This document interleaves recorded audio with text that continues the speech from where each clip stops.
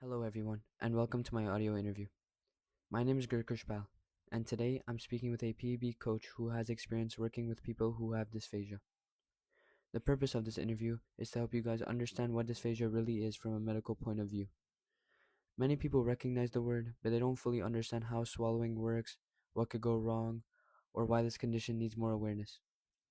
Through these questions, we'll learn about the causes, early signs, risks, and medical importance of dysphagia, so you guys can gain a clear picture of dysphagia and why learning about it really matters. Can you please introduce yourself? Hi, my name is Carla Holpe, and I'm the PAB coach at Henry Burdett. My first question is, for people who don't know the term, what exactly is dysphagia and how does it affect the swallowing process? For people that don't know the term, what exactly dysphagia is and how it affects the swallowing process, that is a medical term that's used for difficulty of swallowing. It disrupts the normal process that moves foods and liquids safely from your mouth and your stomach. Someone that has dysphagia, the muscles of the nerve involved in swallowing don't work properly, which will cause food or liquid to enter the airways that get stuck. My second question is, what are the medical problems that come with dysphagia? Medical problems that come with dysphagia would be the possibility of aspiration and pneumonia, choking, malnutrition, weight loss, and difficulties of taking your medications. My next question is, what medical conditions most commonly lead to dysphagia and why do they affect the ability to swallow? So, medical conditions that are most commonly lead to dysphagia would be neurological problems such as stroke, Alzheimer, Parkinson's, multiple sclerosis. You may see obstructions, trauma, or muscle damage, the level of alertness, or delirium and confusion. My next question is, why do neurological events like strokes often result in swallowing difficulties? Strokes often may cause dysphagia because of the damage of the brain, which controls the muscle of the mouth and the throat and the esophagus. When these areas are injured, the signals that are needed to swallow safely may become slow or weak. My next question is, can dysphagia happen suddenly or does it usually develop slowly over time? You may see dysphagia develop slowly over time for those that have Parkinson's disease or dementia, um, but it is possible that it could develop suddenly if you were to have a stroke or a surgery. My next question is, what early signs should the public look for that might indicate someone is developing dysphagia? Signs that you should look out for that may indicate that someone is developing dysphagia uh, would be those that are coughing during their meals, pocketing their food, clearing their throat, um, food sticking in the throat, uh, maybe weight loss or chest infections.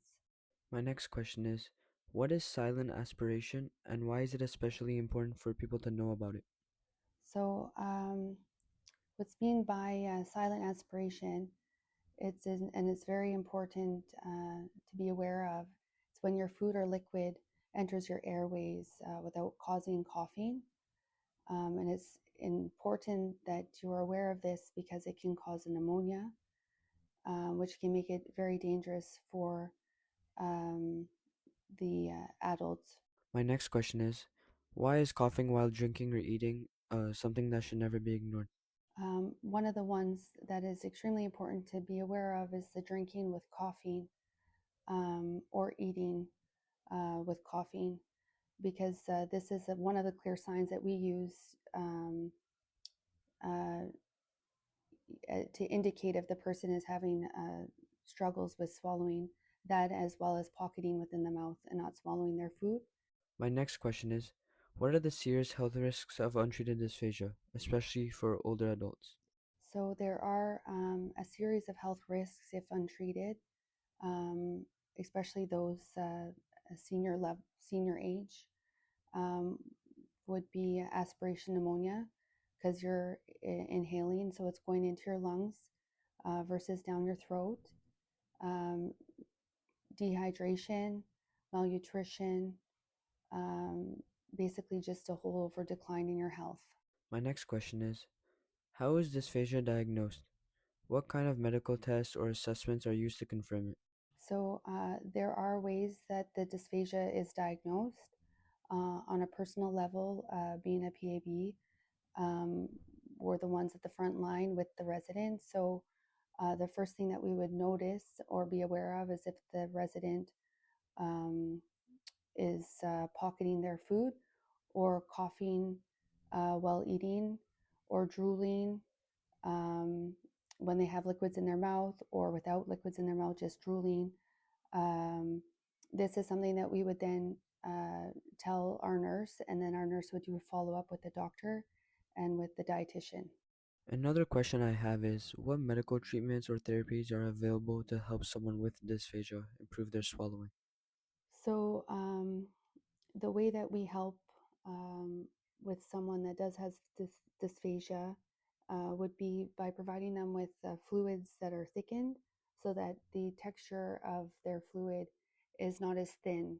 Um, there are two different kinds of thickeners that are most commonly used, which would be like a number 2 and a number 3. The number 2 is more like a mildly thick, uh, similar thickness to fruit, like a nectar type fruit, and you can drink it with a straw, um, and it will drip through your fork. However, the moderate thick would be similar to a thickness of honey. It's difficult to drink through a straw, and the fluid drips in strands through the prongs of your fork. Now there is the extreme thick, which does exist. Sometimes we'll make it ourselves with the powder. This is similar thickness to uh, like a chocolate mousse. You cannot drink it from a cup or a straw, and it does not flow or drip from a fork. So it is like basically like a pudding. My final question is, why are food textures and thickened liquids medically necessary for some people? And how do they actually reduce risk when eating or drinking? So food textures um, are also necessary because they move more slowly through their throat. Sorry, giving the weakened muscles more time, and it like protect their airways, which can help by preventing the choking. Thank you so much for taking the time to answer my questions and for helping us understand dysphagia better. Your explanations were really helpful and will definitely make this topic clear for everyone listening. Thank you. After understanding the medical side of dysphagia, I want to shift to the personal side, where we'll be hearing directly from a patient living with this condition. Today, I'm going to be interviewing Mr. Mendy, a dysphagic patient at Maimonides. So, Mr. Mendy, could you please tell me a bit about yourself? Yes, my name is Mendy. I'm 48. Was a lawyer, currently a resident at Maimonides.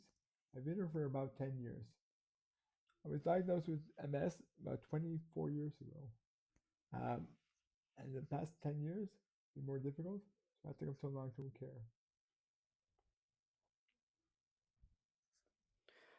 How would you describe what dysphagia means in your own words? Dysphagia is a medical condition which affects my ability to swallow when I eat food and possible risk of choking. It's a symptom of multiple sclerosis, MS, which is a very common disease in Canada.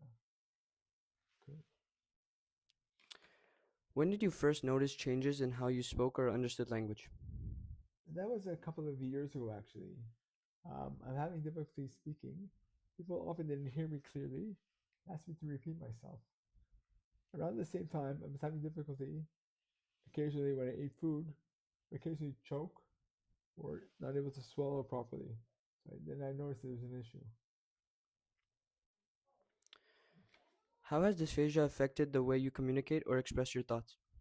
Well, I've noticed that I have to repeat myself, take a moment to talk more slowly, and when it comes to eating, I have to eat slower.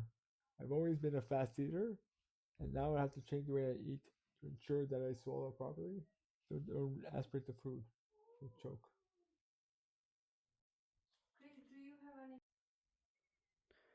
What moments make communication feel the most challenging for you? I find it difficult when I meet new people and people trying to assist me, and it's difficult to explain what I need, especially in a situation that's very rushed. So then I take a moment to calm down, rethink, slow down, and talk slower. Are there certain situations or people that make speaking or understanding easier? Yes, I find that staff members, nurses, and orderlies, and PABs that have patience and are moving slowly give me the time to collect my thoughts and express myself more clearly. That certainly helps. Also, the assistance of a speech language pathologist assists me to talk more clearly, to use my voice to express myself in a way that's understandable. What tools or strategies have helped you express yourself, such as gestures, writing, or therapy techniques? Certainly, writing has helped a lot, but also I have a weekly class with a speech language pathologist to practice my voice to speak more clearly. That certainly has helped me be more understandable to people that assist me. How did you feel when you first learned you had dysphagia? I was not very happy. It's part of the progression of MS. So now that my MS is getting a little bit worse. I developed some strategies to help me get through it. Fortunately, the people here assist me. I've learned ways to manage it. Like I said, talk more slowly, eat slower, pay attention to what I'm doing at the time. It certainly helps to avoid the consequences of dysphagia, choking, or taking aspirating the food.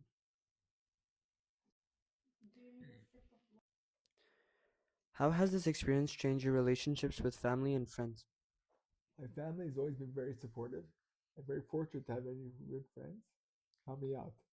Of course, it's very hard for me to be dependent on them. I'd love to learn to accept it graciously, to appreciate the friendships I have, family that I have that helps me through it.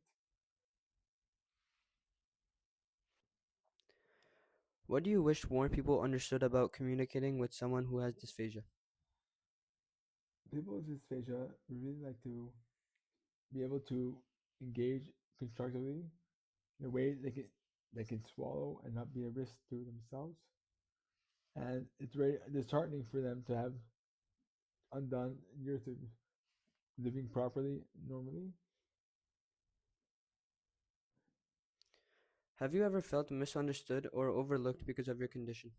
Yes, sometimes I feel that you're invisible. People don't see you in the wheelchair, they just avoid you and don't engage with you. I feel as if I don't exist sometimes. But there are some nice people in the world that look at me and help me. What has helped you stay motivated and positive while managing dysphagia? Certainly, many friends and family have helped me stay motivated, and the staff that I work with are patient and enable me to move slowly at my own pace to ensure that I don't have a risk of choking in dysphagia. So definitely people having patience and supporting me has helped me through this course of disease. What have you learned about yourself while living with dysphagia? I learned I'm more resilient than I think. I take a moment to reflect and be focused on the task at hand. That certainly helps to ensure that I can get through the day without any risk of the disease itself. What does communication mean to you now compared to before you had dysphagia? Well, now that it's more difficult to speak in a way that's understood, I've learned to talk in a way that's more reflective. I think before I speak, I take my time to talk and express what I truly think, not just rambling around random thoughts. What message would you like to share with others about living with dysphagia? It's an issue that can be managed with some patience and some forethought. People are more than willing to help you if you allow them. Take your time, relax, and focus on what you're doing to ensure that you can manage the disease. Mr. Mendy, is there anything else you would like to add? Well, being diagnosed with MS is a big shock, and dysphagia is one of the many challenges of the disease. But it's certainly something that can be managed with some patience and some thought and some good friends. So don't lose hope. Thank you so much for listening. I hope these interviews gave you a deeper understanding of dysphagia and what it means for people who experience it. Awareness starts with learning, and I'm grateful you joined me for these conversations I had with these people. Thank you.